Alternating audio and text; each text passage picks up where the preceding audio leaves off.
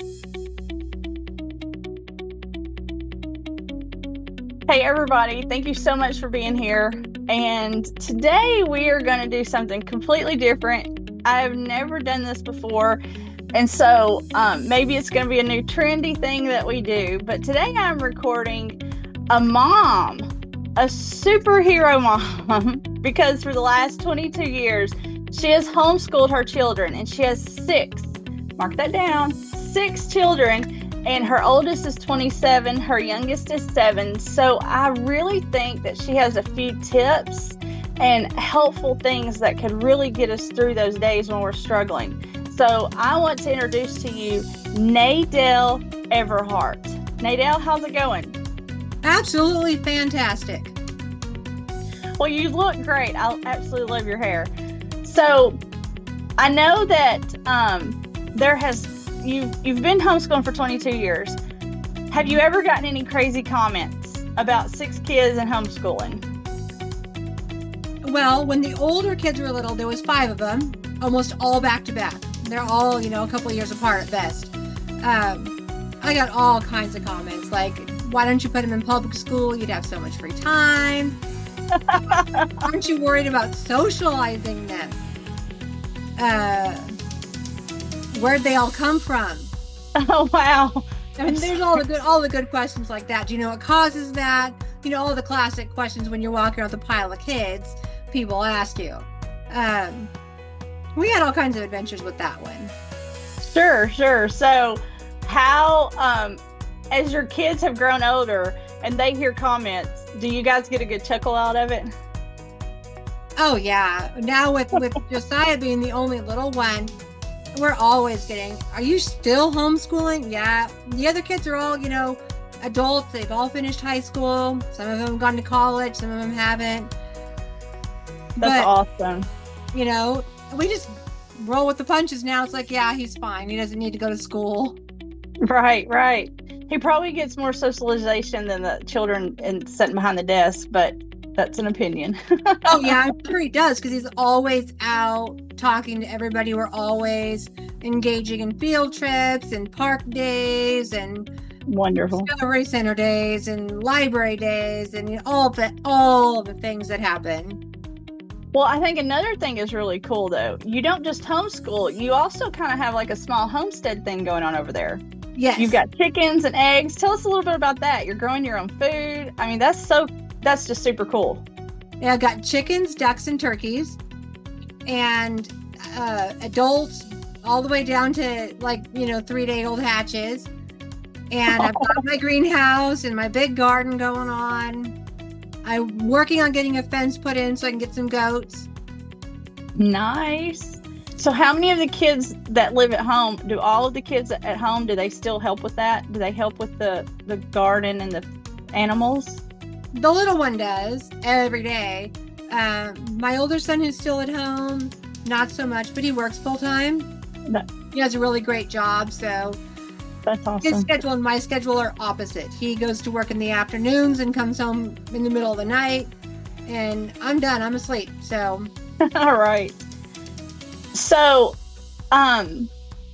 was your mom a good role model for you to be able to handle this? And did you feel equipped for it, or was it something you just had to learn on the fly?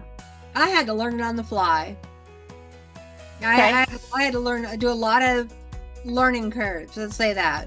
We had some ups and downs and things that we tried that didn't work and things that we tried. Oh, this works great. We're going to stick with it now. There was adventures along the way. Wonderful. I love the word adventures. So now, were you a city girl or country girl? Because you're doing all this outside stuff and you're homeschooling. Were you raised in the country? I was raised outside of town. So I spent my first few years living in town, but it was a very small town, like a couple thousand people spread out over a big area. And when I was 11, we moved outside of town. We still had neighbors close by, but it wasn't until I moved out on my own where I started having larger properties and acres of land. That's awesome. So do you feel like anything prepared you for what momhood, homeschooling, and homesteading had to throw at you? Do you feel like there was anything except your grit and your just will to go about it, was there any skills you learned along the way, or was everything literally, like you said, an adventure and you just had to learn it as you go? When I was a kid, we had a small garden that I didn't really participate much in, except for the fun things like catching the bugs. I would catch spiders and big old garden spiders, like quarter-sized garden spiders, and I would put them in the tomato plants. And so my mom would not pick the tomatoes. My brother and I had to go in there and do that. That was really the extent of my gardening growing up, was I just played with it, Sure. had fun with the bugs. So I didn't really learn a lot of that. I learned a lot of that just by a lot of trial and error. What works, what doesn't work, read some books, watch some YouTube videos, and kind of learn how to garden, grow my food, and everything. That's awesome. And the garden spiders, they're amazing. So, but I don't know that I could pick them up and put them in the tomatoes. That's bravery right there. Awesome. So you've homeschooled for 22 years. You're learning on the fly. You're rolling with it. You've got this great grit and determination to make it work and raise your children to higher standards and specifications. What did you find about homeschooling that you wish you could have tweaked or changed? If you could look back and see something that took you a while to figure out, that maybe you could share with everybody to say, well, this might be a better way if I'd have done it this way, instead of starting from having to learn, to help maybe somebody get over that learning curve. What is something that you wish maybe you could have changed? Not necessarily regretted, but just changed a little bit to make it a little easier.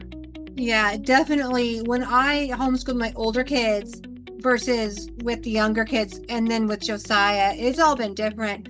When I first started out, I was trying to replicate public school at home. So it was get up in the morning, at this time we're having this lesson, and this time we're having this lesson. And I was very strict about it. Like, this is what we're doing now. And it was a full day. Like, we would literally start at 8:30 in the morning, go until 3:30 in the afternoon, just like the school did. Okay. And we took the lunch break and we took recess breaks. And then I'm sitting there, a few years into this, it's like, why am I doing this? We're supposed to be homeschooling. We're supposed to be having more fun. It's supposed to be more relaxing. So I want to say it was about 5 years into this, I finally said, you know what? Here's the schedule, guys. And I made up a schedule that everything had to be done by the end of the day. So I didn't care how quickly you did it, or what time you did it, or what order you did it in. As long as all of the items were checked off the box at the end of the day, everything just kind of started being so much more relaxed in our house at that point. That's great. I wasn't stressed out about keeping the schedule. The kids were like, yeah, well, I don't feel like reading right now. I want to do math. Fine, you can do math right now. And then, so I had 4 kids doing 4 different things. Instead of me saying, right now it's math time for everybody, right now it's reading time for everybody. A couple of things I did still stick together, like the older boys shared a subject and the younger kids would share a subject, because I wasn't going to teach history, so many times. I was only going to teach history for the older kids and the younger kids.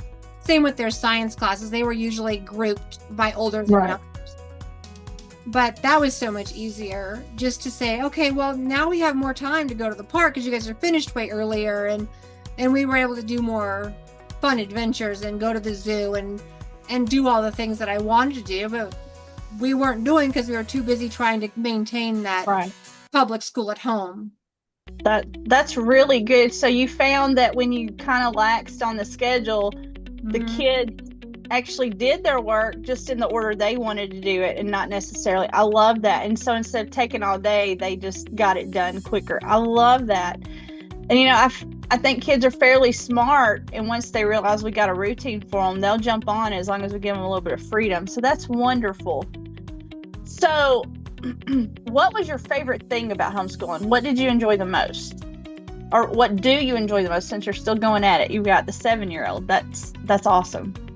I never missed anything. I was there for the aha moments. That's great. The struggles in their work. I always knew what they were learning. So there was no, what'd you do at school today? Did you learn anything? Was anything happening? I always knew what they were being taught, when they were being taught it. what their struggles were. And when they had those big moments, like when Nikki learned how to read, she was almost 8 years old before she clicked and actually figured out the reading. And it was this big, like, all of a sudden she's like, oh, I get it. And all of a sudden she just starts reading. And I didn't miss that. If she was at school, she would have been in some special ed classes and all this other stuff. And then I would have missed that moment. And now she's a huge reader. She loves to read. That is so awesome. I love that. You didn't miss anything. That is awesome.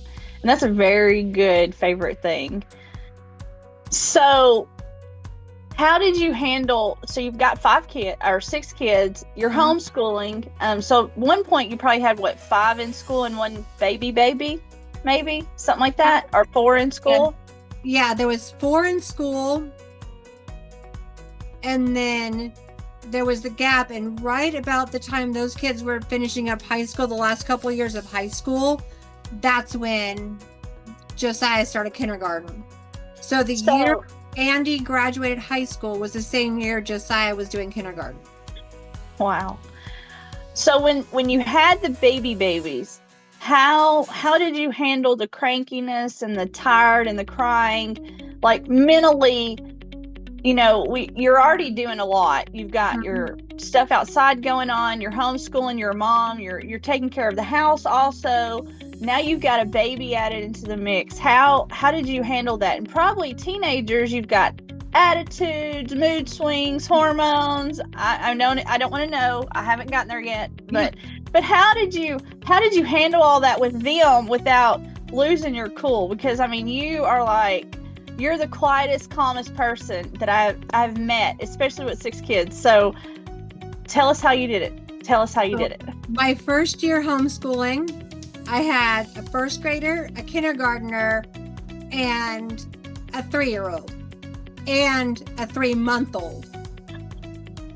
And then, so the second year homeschooling, we added in a new baby. So now I have a 8-year-old, a 7-year-old, a 6-year-old, a 4-year-old, a 1.5-year-old, and a newborn.